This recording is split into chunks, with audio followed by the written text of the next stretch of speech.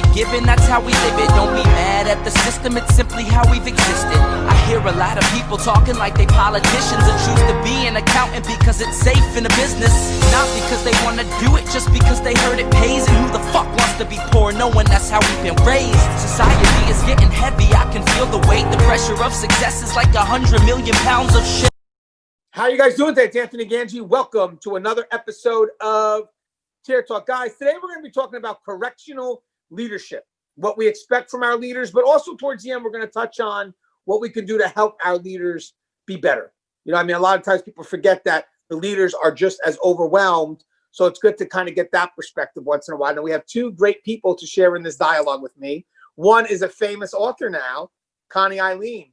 Connie, you mind introducing yourself to our audience? Sure. Hi, Connie Alleyne here. I'm the founder and president of the Civilian Corrections Academy. I'm also the podcast host for The Fly Behind the Wall and the author of The Cage Was Her Cocoon. I am absolutely looking forward to this discussion because I don't know many discussions we've had where we are talking about true leadership in our facilities. So it'll be great. Yeah, I'm looking forward to this too, to see where the dialogue goes. Every time I reintroduce us to the same topic, I want you guys to know something. Usually we're going to try to add something more, plus add another perspective. And we also are going to have on today, Andy Brotz. Now, Andy, you're becoming a regular on Tier Talk, which is great, by the way. It's awesome to have you. But do you mind introducing yourself again to our audience? Yeah, absolutely. Andrew Abney-Brotz from Indiana. I'm a jail administrator in the States. Glad to be back on. And this, it's good dialogue. It's good stuff.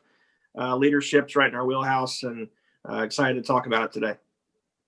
Yeah, guys, don't forget, guys, if you go to my link, I have go to my description. I have a link to my PayPal if you guys are interested in pre-ordering the Inmate Manipulation book, which is Inmate Manipulation Decoded. It should come out a couple of weeks. If you pre-order, the good thing about pre-ordering is you will get an autographed copy. Just make sure that when you go to PayPal, you give me your information so I know where to ship it to. So again, the link is in the description of this video. Now, guys, we're going to go to our sponsors, and when we come back, we are going to be discussing correctional leadership. Now, guys, if you get a chance, please subscribe, interact, engage, comment, hit that bell. Bell's going to notify you every time I post a video. And again, we're going to go to our sponsor. When we come back, correctional leadership. Stand by. I wanted to attend a university that had an intelligence program. I wanted to look at problems different. I wanted to increase my critical thinking abilities. AMU offered those avenues to expand. Obtaining your degree as an adult, you're actually paying yourself and investing in yourself. You can't put a dollar on it. It's priceless. It's something that can never be taken away from you. American Military University. Learn from the leader.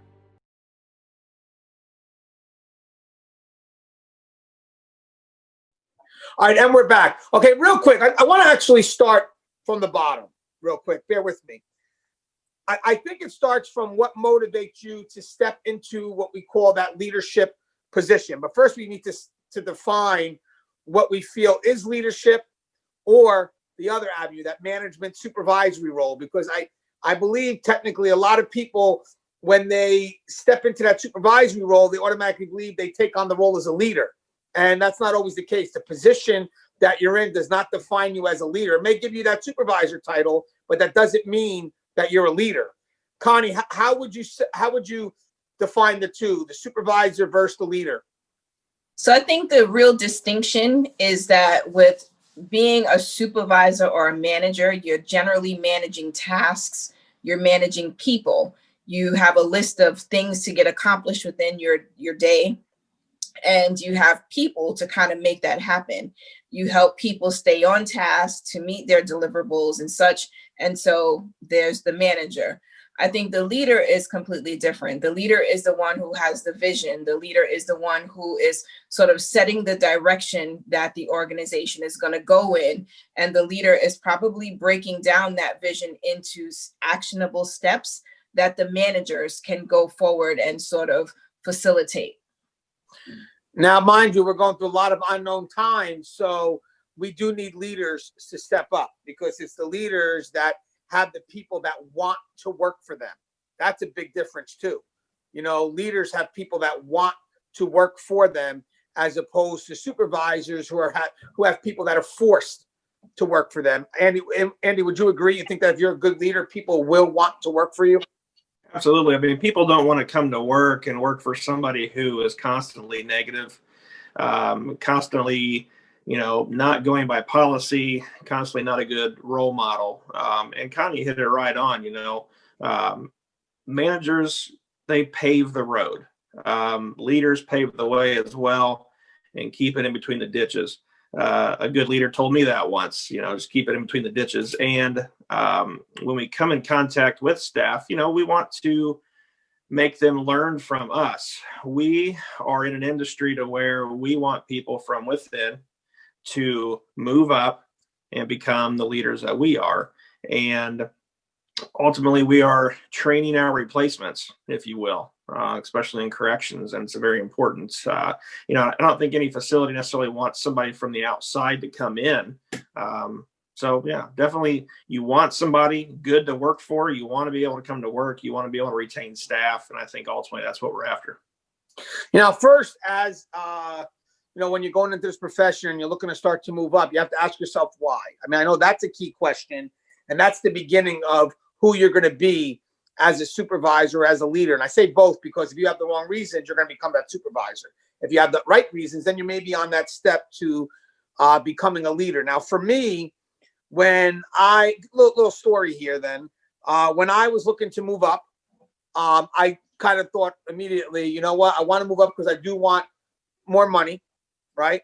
I was getting kind of stuck in the routine of the job as it is, so I became bored. So let me see if I could learn something new. And also, I was watching people getting promoted around me. And at one point, there were certain people that I just didn't want to be as my boss. There's certain people I just did not want to have as my boss. All of those are wrong reasons. Not one of those I just told you is the right reason to move up.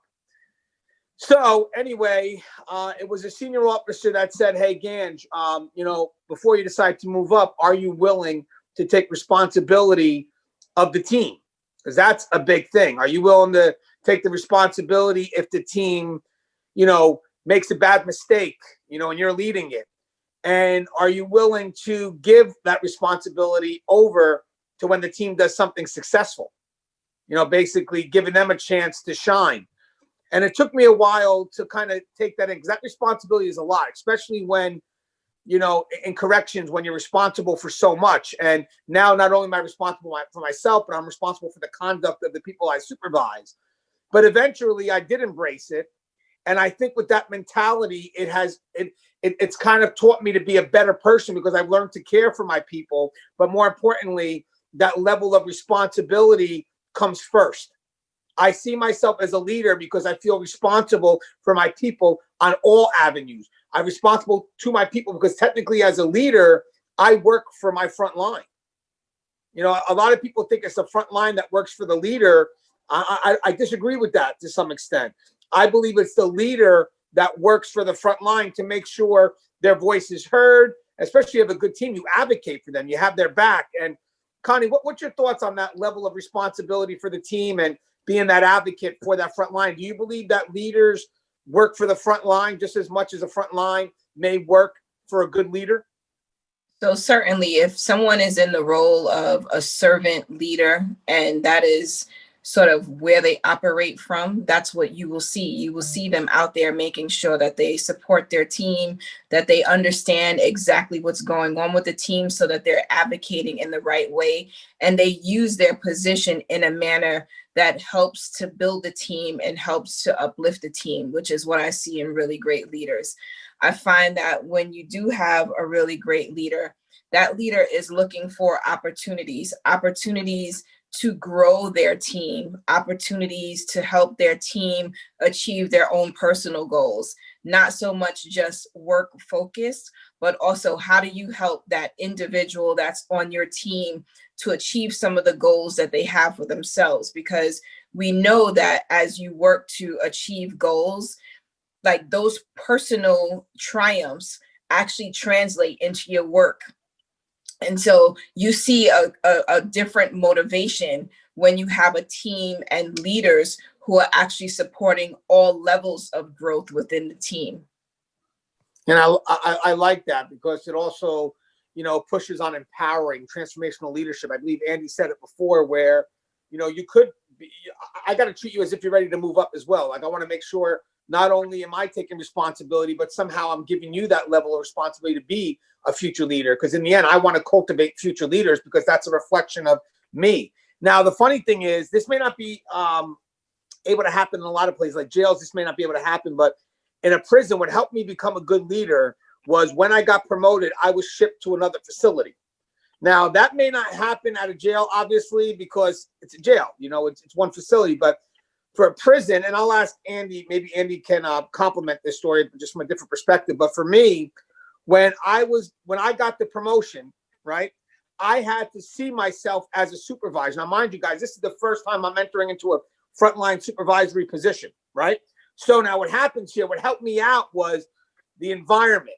When I was put in a new facility, when I went from the females to the males, all those officers saw me as a supervisor. I didn't work with them when I was an officer.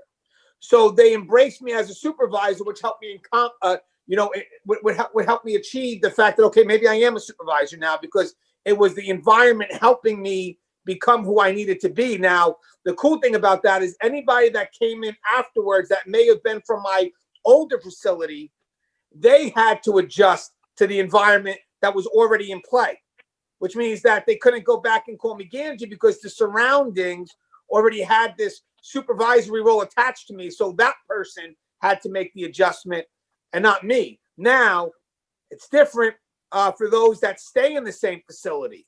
Because when you stay in the same facility, the people that you may work around may only see you as who you were as an officer. So I think at that point there, for that person to become a good leader, because again, they're in the same environment that they got promoted up, and I'm going to ask Andy about this, I would actually push on the front line a little bit to make sure that they accept this person as a leader, correct? That you're not seeing them as just Joe who just got promoted.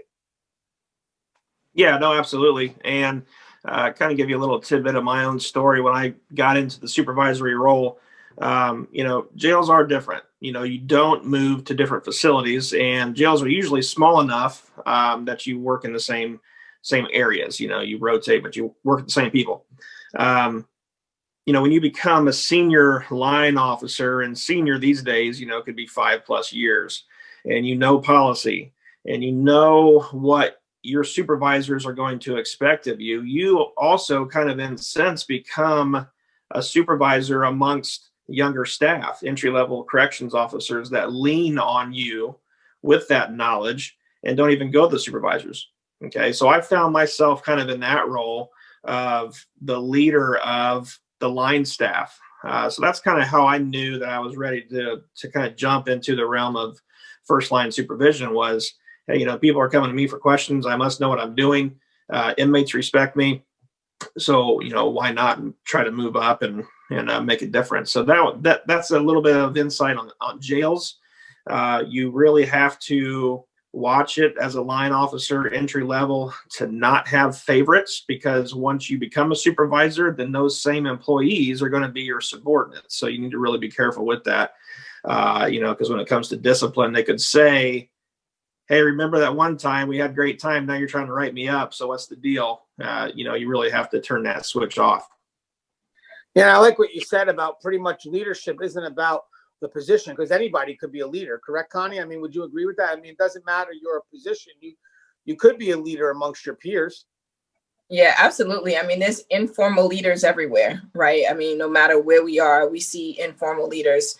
I was one of those people who was promoted and ended up supervising people who I was on the line with. And, that is a very challenging transition, right? Because those are your buddies, and we would hang out after work, like many times. And I think when there is a level of respect for you as a leader, like for me, I wanted to go into leadership because we had like a crappy boss. I was like, this guy is a jackass. I could do his job better. And even worse was that I was doing his job. So like he was one of those people who didn't like to come into facilities. And so he never came into the facility, and he just call us and give us, well, this is what we need, blah, blah, blah. And I mean, it got to a point where he would even like kind of come through after all the staff were gone and like write notes and leave them on our desks. And I was like, what kind of supervision is this? Like we literally had like no supervision. So I became the informal leader of the group that we were all working together. And I think because they saw from a work front, even though we had a good time after work, when it came to work, like I was about my business, I knew the policies, the procedures, and I was the advocate. And so because we didn't have that, someone had to step into that role, and I ended up doing that.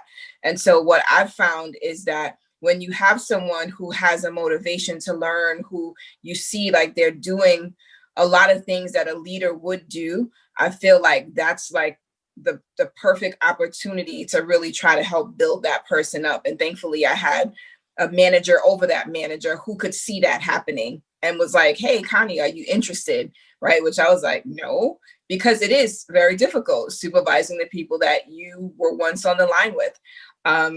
So I don't know, for me, I just feel like, you know, really good leaders, they are able to separate things in a way that allows for their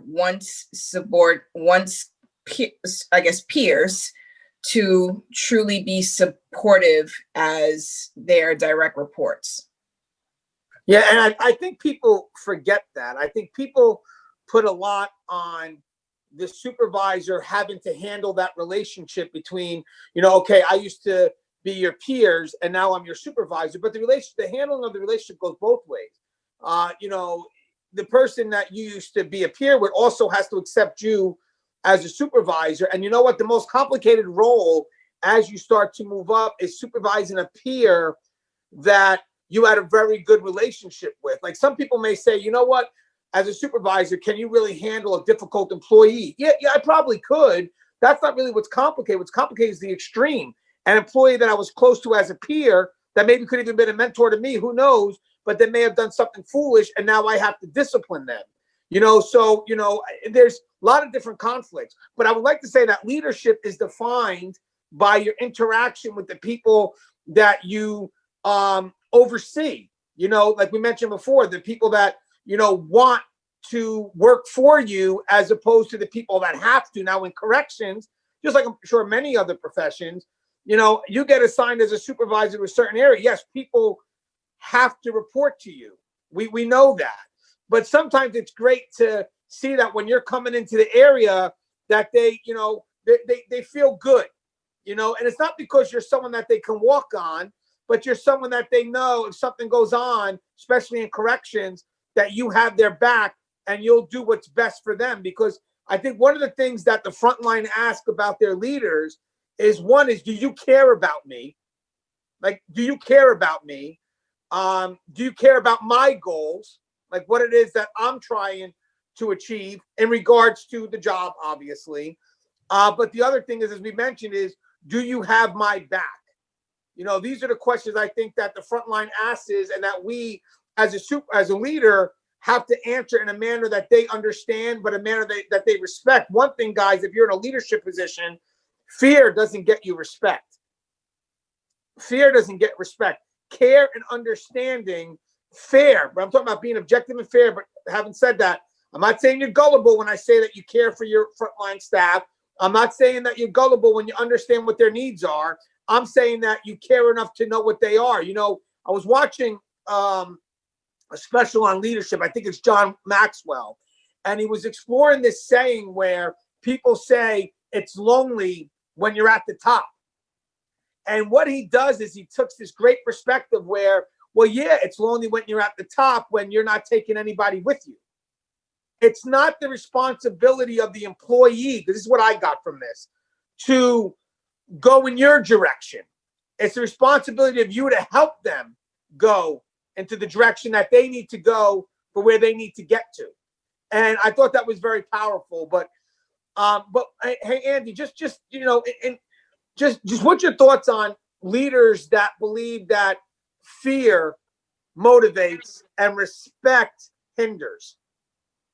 I think it's very foolish to say. You know, I wouldn't want to work for somebody that I feared, because what's the point, in my opinion? You know, respect is the ultimate thing you're going after. And to say that that hinders, I totally disagree with that. If you respect your people, your staff members, they're going to respect you back. And it's the same way with the inmate population as well. As you become a supervisor, move up, you know, what entry-level corrections officers don't get fully at first is that they are supervisors as well to the inmate population. So if you respect the inmates, they will respect you in turn, and then get to know you down the road. But, you know, definitely leading by example, not putting fear into your people, that's definitely the wrong move. And if you want to, you know, lose staff members or continuously hire people, then that's, you know, the route you take. But I totally disagree with that.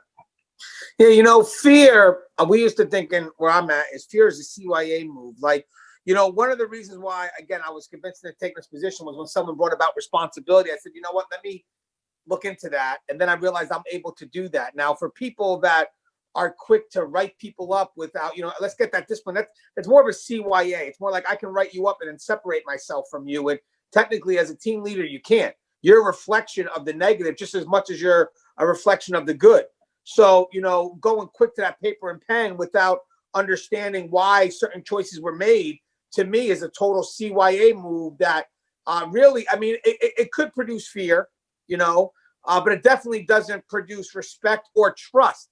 Management has to have a trusted environment, because if we don't provide a trusted environment, what happens here is employees start covering up their mistakes because they're afraid, because, you know, if I mess up even on the smallest of scale, this person is going to come after me. And when they come after me, they're coming after me because they don't see themselves as part of a team. They're not looking to help me grow. Rather, they're looking to discipline me so they can separate themselves if shit was to hit the fan. And a lot of frontline sees that.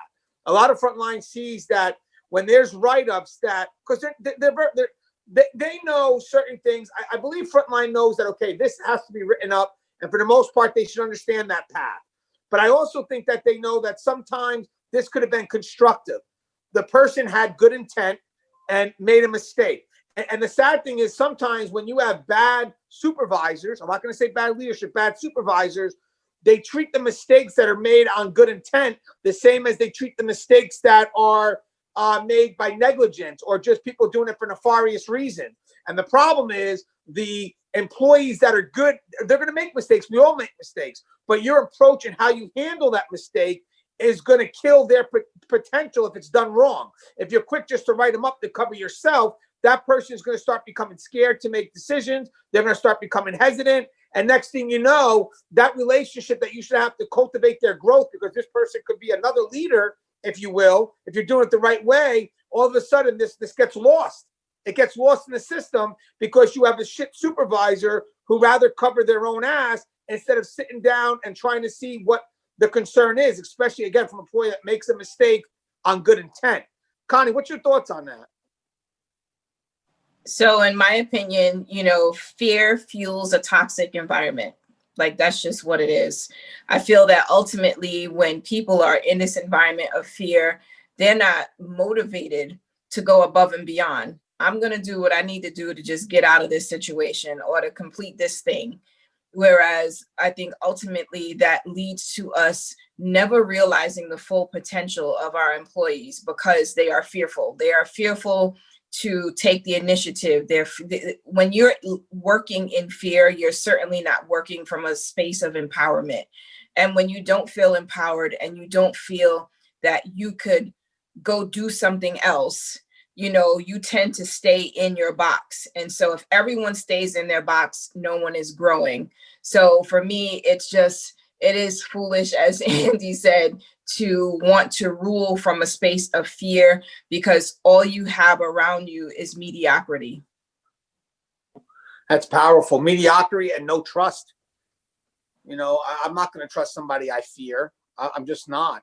And Andy, just kind of going back to this dialogue about trust.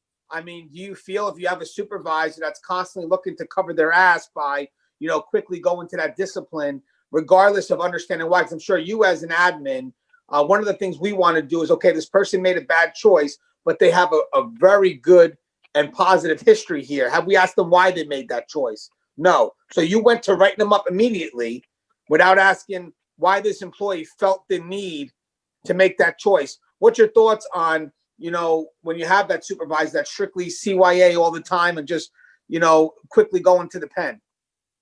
Well, number one, all that's going to do is create fear. It's going to create animosity for that supervisor. Your people aren't going to respect you anymore, and they're not going to do what you ask them to do.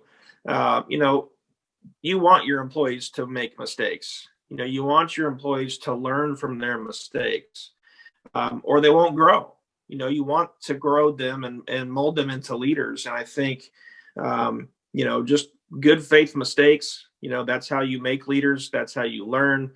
Training, you know, kind of training times that you can get back with your staff and say, okay, now this was a mistake, but it was okay. Let's learn from it, fix it next time. You know, and one of the things that I tell people too is, you know, when you have a situation that you're dealing with, think about it. Bring me a solution. Don't bring me the problem. I want a solution to the problem. And again, that's how you make people grow. And it's how you make your agency better. It's how you make your department better. It's how you make the house in whole as a better.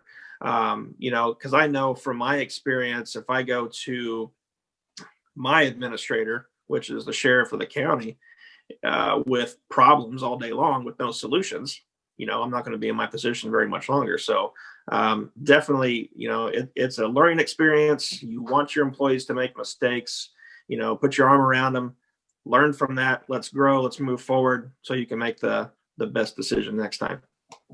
Yeah, and we talked about responsibility, taking responsibility to team, stuff like that. We also have to realize too, that sometimes you also have to let go of certain levels of responsibility to give your frontline a chance to grow. You don't want supervisors who micromanage, because all they do is make staff hesitant. Plus, you're not also giving staff the chance to take responsibility for their choices. You know, the sad thing is sometimes when you have micromanagers, some staff will push away. It's like, hey, listen, you know, I'm being tired of being micromanaged. You know, I'm looking to make decisions. I'm looking to be responsible. I don't like being micromanaged because right now you're making me hesitant. I feel that I don't have that level of freedom. I need to be effective. And then you have others on the opposite side of that like it, because you become dependable to a point where they could do half-ass work because I know that you're going to cover my back. So I'll just speed through it and then you'll go ahead and check it. You know, so that's why for supervisors that tend to micromanage, I always tell people one thing is you're not empowering your employee. You're on them to the point where they're afraid to make a decision. You know, you're not giving them the responsibility of making that decision. Plus, you have to start letting stuff go too. You know, eventually as you start to move up, your areas of control get bigger and bigger and bigger. And if you micromanage everybody, you're not going to have the energy to be effective as any leader, because you're going to have to be just totally spread thin and overwhelmed. And I will tell you this, when you're overwhelmed and spread thin, you're not looking to take care of your people. You're looking to do shortcuts to get the job done. And the sad thing is that then when it comes to taking care of your people, because you're so overwhelmed, you look at that as work, when that shouldn't be work. That should be something that's automatic. But again, you spread yourself so thin. But Connie, what's your thought on micromanagers? I mean, how do they affect the employee morale? Bad, good? So my thought really is that people who lead through fear and people who are micromanagers are generally individuals who don't necessarily have the skills to be effective otherwise, right? I think if in fact you had other tools in your tool chest, you wouldn't have to micromanage people, right? Yes, I get it. There are some people who are going to try to skate by, right? Like they're in every group, they're everywhere. There's going to be people who are going to do the bare minimum.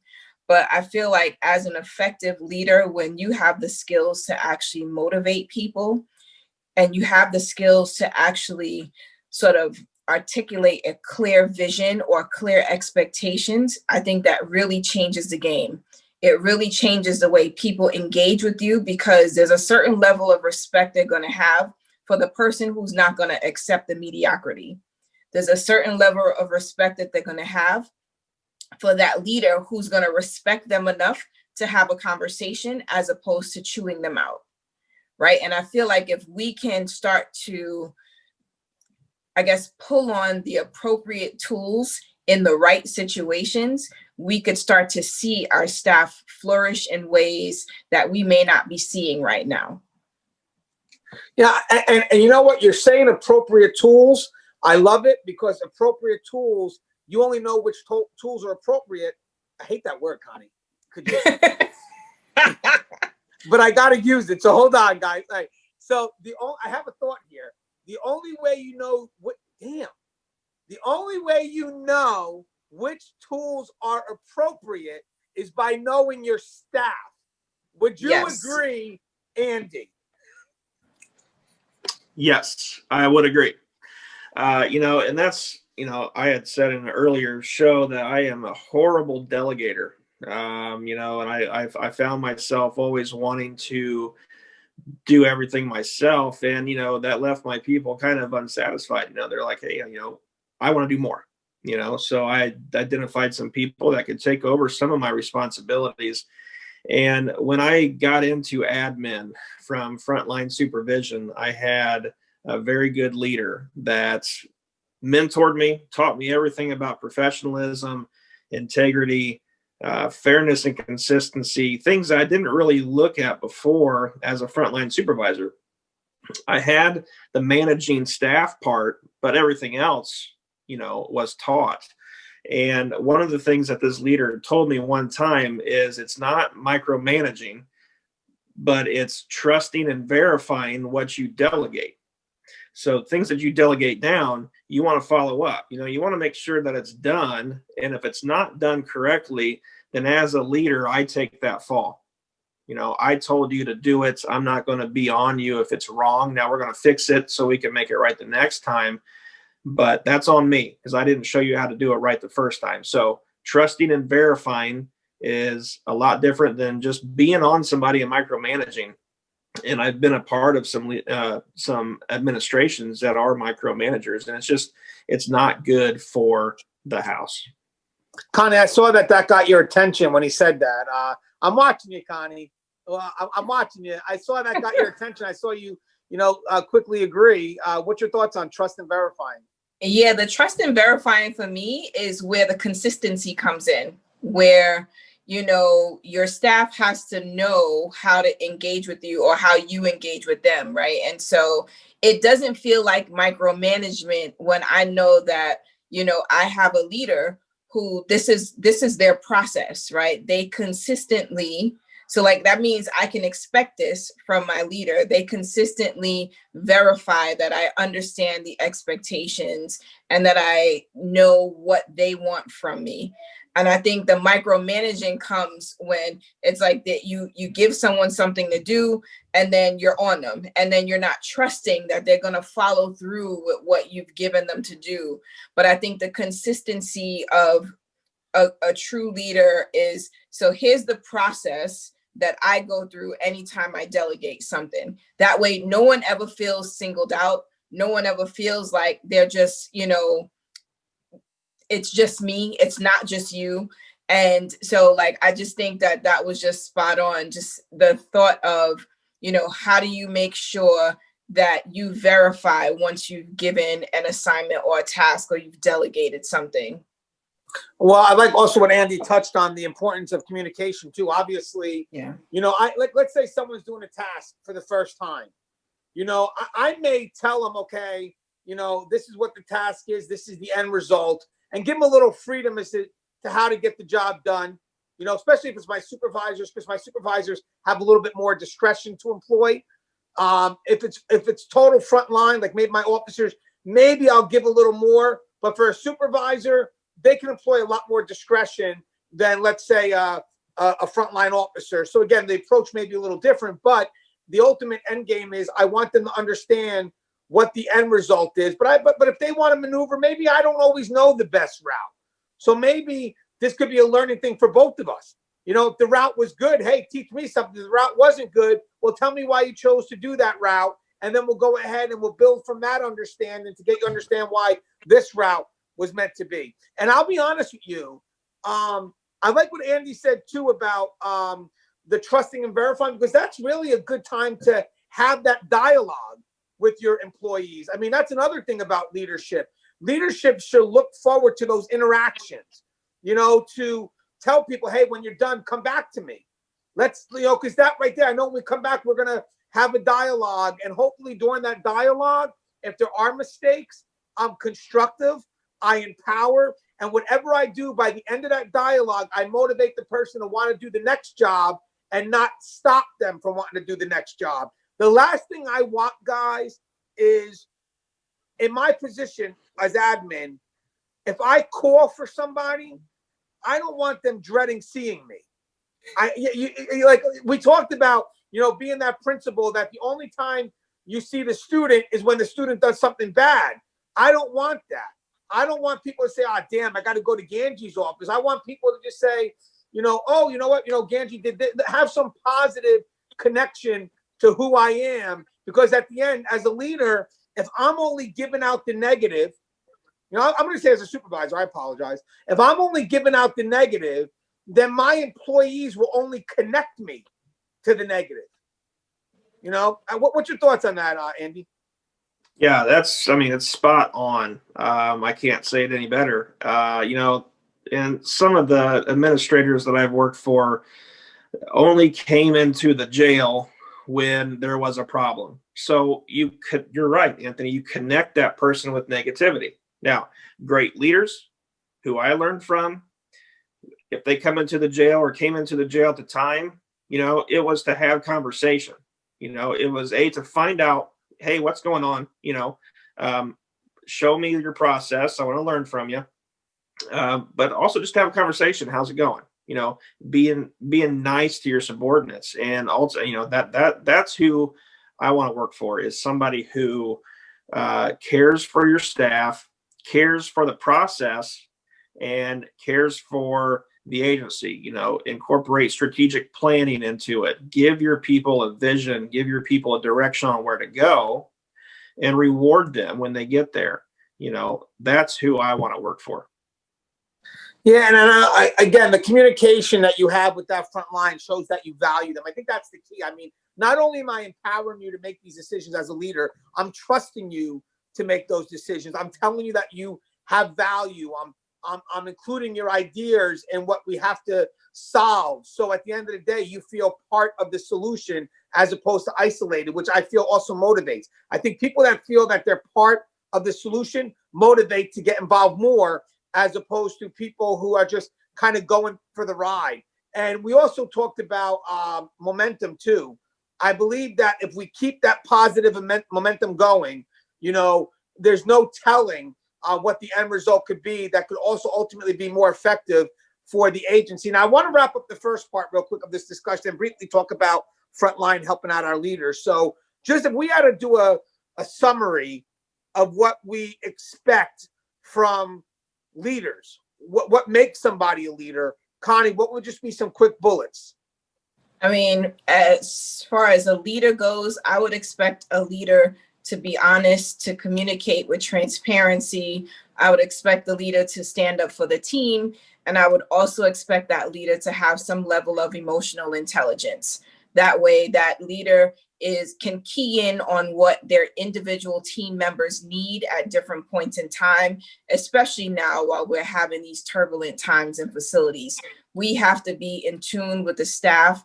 And as much as we want to stay always work focused, our reality is that as a leader, when you step in, if you can't recognize that someone's brother just passed away of COVID, and you just come in with like, I need you to do, there's a certain lack of emotional intelligence that you have. And I think it says a lot about your relationship with your employees if they haven't shared that these significant life events are happening and you're on the outside of that. So I think it's giving timely and constructive feedback so that the front line knows when they're doing really great. And even if they haven't done really great in whatever it is that they're doing, at least we're giving them the feedback they need in order to be great. So I think as we show that we have a genuine interest in the front line and the progression of their careers. Like, even if you identify something in the front line that you're like, oh, I didn't realize that this person was so detailed oriented, or I didn't realize, it's like those little things that you can cultivate. Maybe it's giving them things to do that sort of showcase that they are so detailed oriented, or maybe putting them in spaces or places where they could show that they're very fluent in like policies and procedures. I think we don't celebrate those things when we see it. And so it's kind of hard to give the front line, or maybe they don't receive the reinforcement that they need to know that this is great behavior and we want to see more of it. Yeah, I think what's very powerful about what you're saying also, Connie, is that when it comes to people, I think managers kind of treat all people the same. And leaders know that each person has a different finesse, and they know how to adapt and adjust in accordance with the needs of their people. Because again, like you mentioned, the appropriate tools, you only know what the tools are if you know the people. You know, you can't employ the appropriate tools if you don't know what your people need. And that goes both as a I guess you could say macro and micro level, like, you know, as it goes as the group, what the group needs. But more importantly, if you want to have the group be successful, you have to address the individual needs of the people in the group as well. Hey, some quick bullets real quick before we go to our next topic. And again, good leader, what would you want? Someone who's professional, great integrity, honor, pride, you know, understanding of the process, understand why you do it, because ultimately, you know, you're only as strong as your newest employee. You know, so you need to mold them. You need to have some buy-in in that process, because if things go south, or you get that lawsuit for an issue that happened that, you know, say excessive force claim, for instance, your name is going to be on top of that lawsuit. So you have to have trust in your people. So buying in the process is great. Fairness and consistency, and just trust. Yeah, I love that. And just not to reiterate your bullets, I would also, again, just compliment how important trust is. Trusting, having that trusting environment encourages growth. It really does.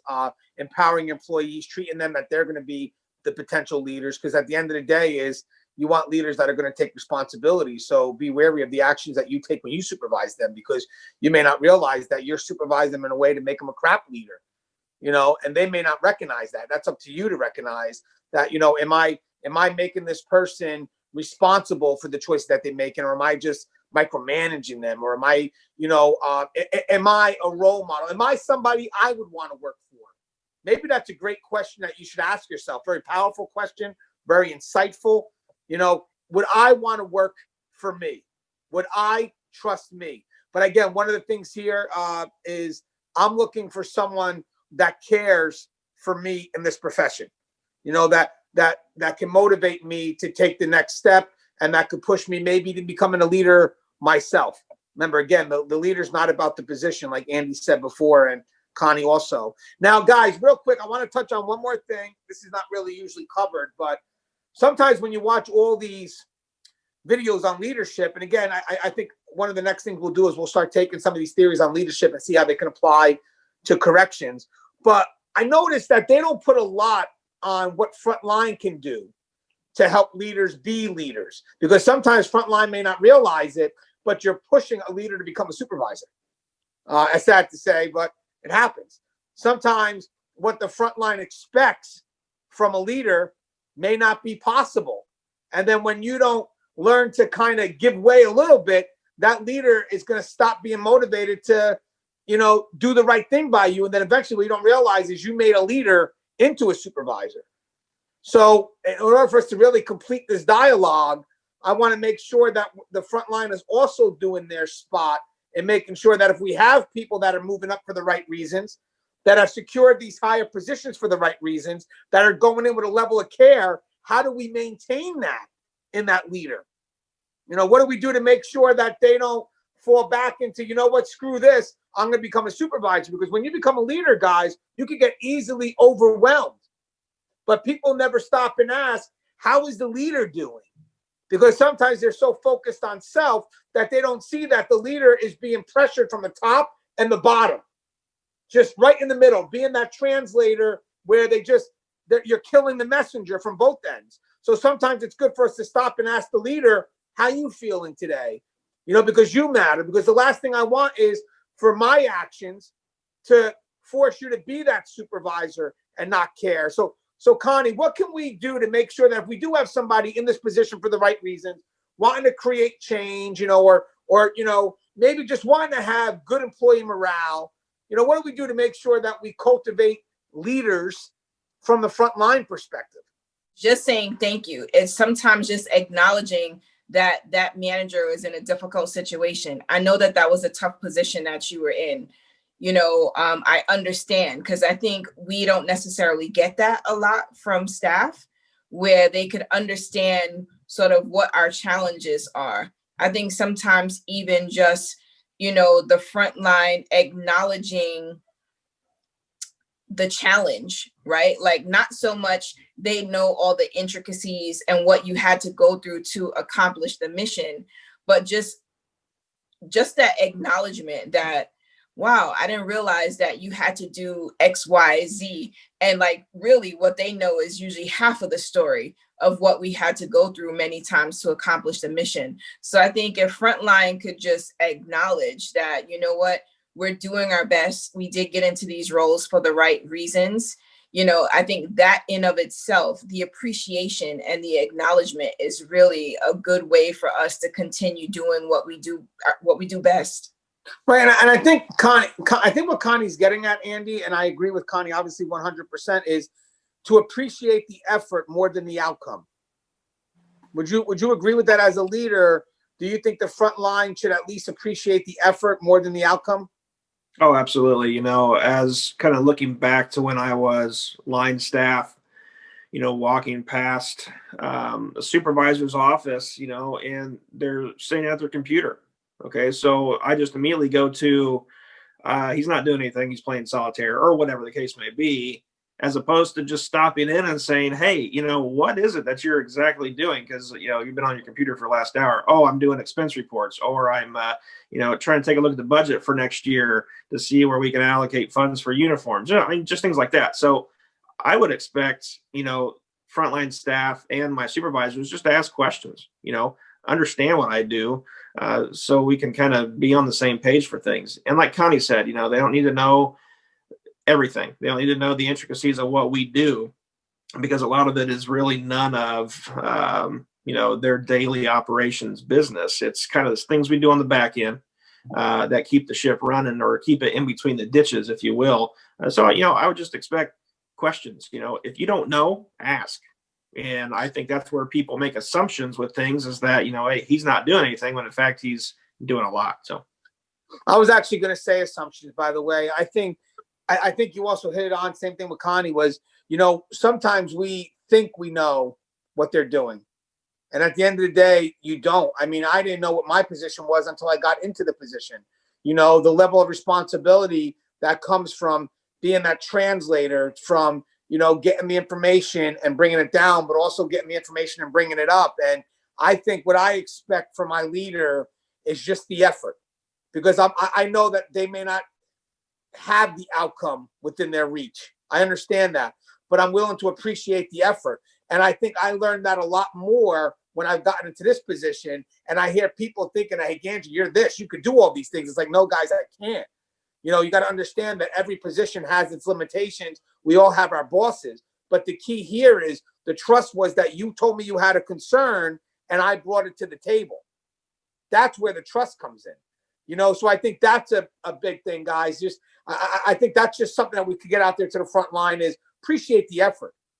You know, if you see a supervisor that's willing to take your concerns to the next level, appreciate that. Because in the end, most people, I'm going to tell you something before we come to a close. Supervisors or leaders take a lot of losses. They do. And they try to do their best not to disenfranchise themselves from bringing up what could be another potential loss. But sometimes they get frustrated because they don't want to, they may also feel ineffective as a leader, because I brought up 20 problems to the higher management and I haven't won one. So now how do I go back and tell my front line that I'm trying, but I just can't get a win? Now I like what Connie said. I already feel a certain way because I'm trying to step up and I just can't get a win. And then when I go to explain it to you, something as simple as we appreciate what you did can motivate me to go a 21st time, maybe in a 22nd time, but 22nd time. But yeah, a lot of tough words in this dialogue. But the key here is this though, guys, is that you can motivate me to keep trying because I'm getting hit with these losses and it affects me too, especially if I'm a leader, because I want to bring good news, but I'm the messenger. I'm just the messenger. Or when I go up and you, after the 20th time just getting the nose, I go to you and explain what happens and you're like, well, you're not doing enough. And you start going up, you know what? I'm done. I'm overwhelmed. I'm done. At this point, you've done nothing to motivate me to try again because you haven't asked simple. How do you feel? Or like Connie said, saying thank you. I thought that was very powerful, guys. I really do. Hey, Connie, anything you want to say? Anything you want to say on that? Because I saw you nodding your head in agreement. I was just going to add to that. They could also just say, is there anything I could do to help you? Right. So it is acknowledging that, you know what, yes, things may be challenging, but sometimes just the extending yourself, and you may not be able to do anything to help, but to know that I have someone who's in my corner while I'm fighting the good fight really matters. Yeah, because again, good leaders work for their front line. So if you look at it from that perspective, they also want to be appreciated. I think so. And recognized for their hard work. I do. Hey, Andy, you have anything you want to say in closing? Absolutely. I think it's also important to tell entry-level corrections officers, frontline staff, move up for the right reasons. And kind of in my experience is, because admin has their eye on the people that do the good jobs. And I think, leaders come from workers who do the great jobs, and then their supervisors go to them and say, hey, why aren't you in supervision? Or why don't you move up? Oh, well, I haven't really thought about it. And I don't want people to get stuck in, well, I want to get sergeant for the pay. Those types of people moving up become poor leaders and not well respected by your subordinate staff. So move up for the right reasons, ask questions, you'll be good. I love it. Just a compliment, guys. If you ever have questioned what the right reasons are, the right reasons are usually something you internalize, whether it's belief, but it's definitely not external. It's not based on money. It's based on what you feel that you could do or what you feel that you can add. I mean, one of the questions that was asked on me before I moved up, besides responsibility, is what do I feel I can give, as opposed to what do I feel I can get? That's a big difference in question. But the former question is what leads to the good reasons to take management, the reasons that will help you survive when you're going through these crazy waters that we go through as supervisors or as leaders. Hey, Connie, anything you'd like to say in closing? I would just like to say, be there for your leadership team. I get it. Everyone's got a lot on their plates. Everyone's overwhelmed. Sometimes, on the front line, you're not feeling super empowered or you're not feeling supported. Just know that if you got a great leader, that leader is doing a ton of things on the back end, trying to support you, trying to make sure that you have what you need in order to be effective. And some things are simply not in their power, but they're still pushing for it. Just because you don't know doesn't mean it's not happening. I love it. And guys, as I said, as much as we expect to have good leaders, we also have to be able to give them an environment that gives them a chance to be a good leader. So I think the key here is definitely recognizing the effort. But it's funny how this conversation went full circle. It is what we need to bring out of ourselves to be a good leader. Yes. But that's also dependent on the environment. Will the environment allow you to bring that potential out so other people can actually embrace what it is that you're trying to bring to the table, which hopefully is something positive. As a leader, all you can do is bring positive. So as always, guys, the show is Tier Talk. If you haven't, please subscribe, interact, engage, comment, hit that bell. Bell's going to notify you every time I post a video. Stay safe.